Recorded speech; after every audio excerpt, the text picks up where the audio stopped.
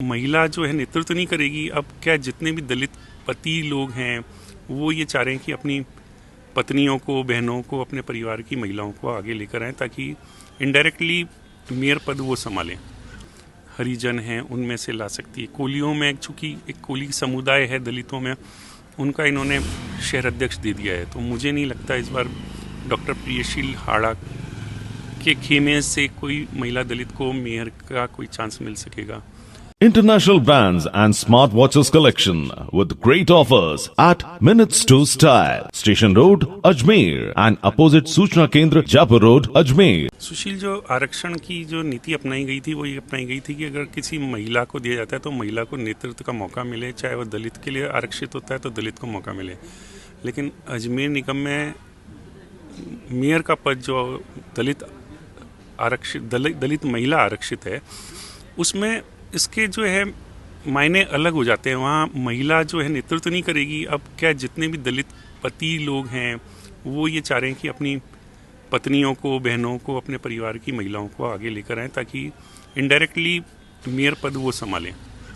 BJP चूँकि अभी तक अजमेर में ये सामने आया है कि एक बड़ा सुशासित पार्टी है और बड़े कैलकुलेटेड तरीके से इलेक्शंस को लड़ती आ रही है, तो इस बार भी बीजेपी दाव जो है मुझे लगता है कि वो महिला दलित पे खेलेगी, लेकिन उस पे खेलेगी जो दलितों में अलग अलग प्रकार के हैं, हरिजन हैं उनमें से ला सकती है। कोलियों में चूँकि एक कोली समुदाय है दलितों में, उनका इन्होंने शहर अध्यक्ष दे दिया है। तो मुझे नहीं लगता इस बार डॉक्टर प्रियशील हाड़ा के खेमे से कोई महिला दलित को मेयर का कोई चांस मिल सकेगा। देवनानी जी ने पिछले 3-4 महीने पहले से ही शुरुआत कर दी थी। जो यहाँ जिला प्रमुख रही है वंदना नोगिया का सबसे बड़ा नाम बीजेपी के खेमे से वही उभर कर आ रहा है। कुछ कमियां उनकी या कुछ अच्छाइयां जिनको लेकर लगता है कि इनको नुकसान भी हो सकता है और कहीं ना कहीं पार्टी के अंदर खाने कुछ फूट भी हो सकती है उनके नाम को लेकर। बीजेपी में मैंने फिर कहा था कि बड़ा सुशासित तरीके से चुनाव लड़ती है। इनमें अगर फूट भी होती है तो वो पार्टी को नुकसान अभी तक मैंने इलेक्शंस देख रहा हूँ और जो मैनेजमेंट इन लोगों ने अपना लिया है, निश्चित रूप पे वंदना नोगिया का आंतरिक रूप से विरोध है और ये धीरे धीरे सामने आते जैसे इलेक्शन आते जाएंगे वैसे विरोध सामने भी आ सकता है। क्योंकि वंदना नोगिया को आरएसएस की तरफ से लेकर आए थे और वंदना नोगिया जब जिला प्रमुख रही तो इस जिले के लिए कुछ इस प्रकार का कोई बड़ा काम किया नहीं जिससे वंदना नोगिया को याद रखा जाए। दूसरी चीज़ है वो देवनानी जी के खेमे की मानी जाती है। देवनानी जी अपना शहर में, जिले में अपना वर्चस्व रखने के लिए, क्योंकि पिछले नगर निगम के चुनाव में आपने देखा था धर्मेंद्र गहलोत को जो लेकर आए थे और चुनाव मेयर के फंसे थे और देवनानी जी धर्मेंद्र गहलोत को मेयर बनाने में कामयाब हो गए थे।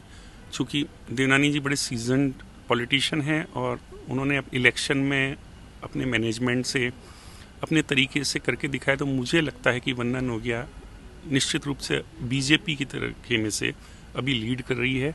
हालांकि वंदना नोगिया के आने से जो दूसरा खेमा है, जैसे डॉक्टर प्रियशील हाड़ा का एक खेमा है, अनीता बदेल का एक अलग खेमा है। अनीता बदेल चूँकि एक दलित कॉन्स्टिट्यूंसी से आती है, एक रिजर्व कॉन्स्टिट्यूंसी आती है, निश्चित रूप से अनीता बदेल ये चाहेंगी कि जो भी अब मेयर बने तो वो मेरे खेमे से या मेरी कॉन्स्टिट्यूंसी से बने। होता ये आ रहा है कि अभी तक जो भी मेयर बने वो उत्तर विधानसभा से बने हैं। उत्तर विधानसभा में डेवलपमेंट भी हुआ है। दक्षिण विधानसभा में चूंकि कोई नेतृत्व नहीं निकल कर आया है, चाहे वो निगम के हो चाहे जिला परिषद के चुनाव में हो, तो अनीता बदेल के पास एक पॉइंट ये भी है कि चूंकि ये रिजर्व कॉन्स्टिट्यूंसी है, अगर इधर से हमारे मेयर निकल के नहीं आती तो बीजेपी के कार्यकर्ता या बीजेपी के लोग या दक्षिण कॉन्स्टिट्यूंसी के लोगों में नाराजगी आएगी। तो मुझे लगता है कि आने वाले समय में ये टकराव जरूर होगा, क्योंकि डॉक्टर प्रियशील हाड़ा पिछली बार जब मेयर के लिए डायरेक्ट इलेक्शन हुए थे वो खड़े हुए थे और इनकी गुटबाजी के कारण ही, बीजेपी की गुटबाजी आंतरिक रूप से साफ नजर आ रही थी, सबको नजर आ रही थी। चूंकि कांग्रेस की तरह से ये जूतम प्रकार या सड़कों पे नहीं आती, लेकिन दिखी थी और प्रियशील हाड़ा के हारने का कारण आंतरिक कलह और आंतरिक फूट ही थी।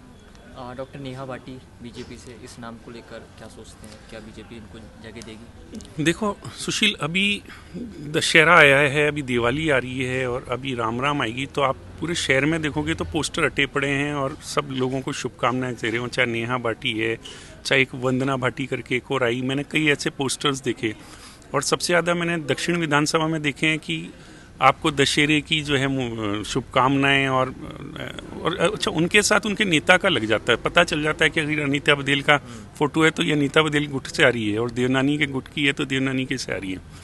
तो ये गुटबाजी अभी चलेगी, दावे चलेंगे।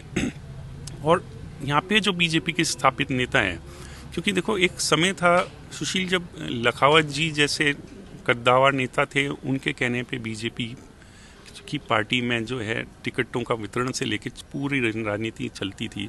लेकिन ये समीकरण बदल दिए, देवनानी जी ने जो इसका कब्जा किया है।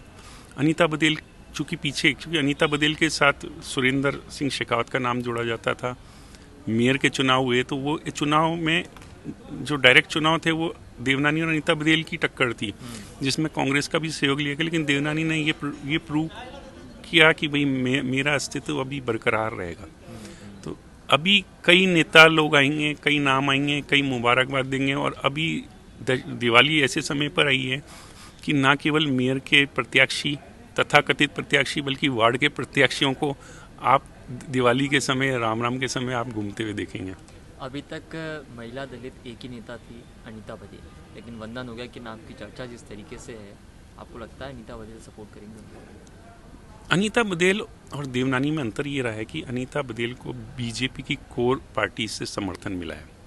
और दूसरी चीज़, अनीता बदेल एक बहुत सादगी भरे और एक उस से परिवार से आती थी।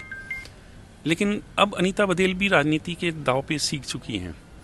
लेकिन देवनानी चूँकि आरएसएस बैकग्राउंड से हैं और देवनानी ने एक अपने समुदाय में भी पकड़ कर रखी है, लोगों से भी उनका मिलना जुलना होता है और देवनानी ने काम भी बीजेपी में कराए हैं।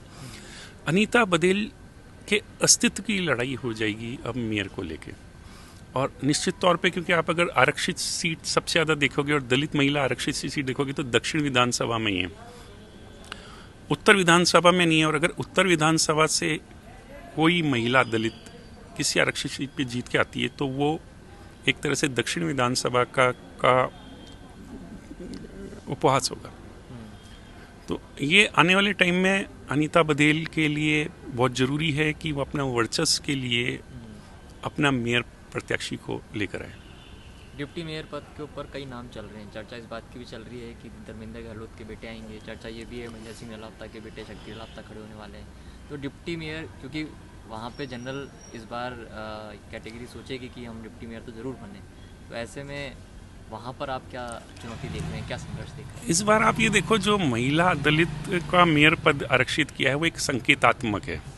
यानी कोई भी बनती है, चाहे कांग्रेस से चाहे बीजेपी से बनती है, वो संकेतात्मक ही काम करेगी। काम करने वाला जो होगा वो डिप्टी मेयर ही होगा। आप बीजेपी की बात कर रहे हैं, कांग्रेस से इतने सारे प्रत्याशी आ चुके हैं डिप्टी मेयर के लिए और सोशल मीडिया के ऊपर उन्होंने अपने दावे प्रस्तुत करने शुरू भी कर दिए। धर्मेंद्र गहलोत चूँकि नगर निगम को जानते हैं और वो चाहेंगे कि, क्योंकि अब धर्मेंद्र गहलोत के लिए आगे राजनीति में कोई उछाल नहीं है, क्योंकि उनके लिए कोई ऐसा कॉन्स्टिट्यूंसी नहीं है जहाँ से धर्मेंद्र गहलोत अपने राजनीतिक भविष्य को चमका सकें।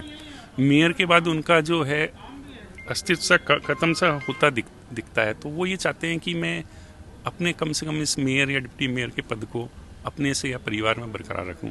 और भी कई लोग आपको आने वाले समय में दिखेंगे जो अपने स्वयं या अपने बच्चों को या अपने परिवार को डिप्टी मेयर के लिए दावे करेंगे।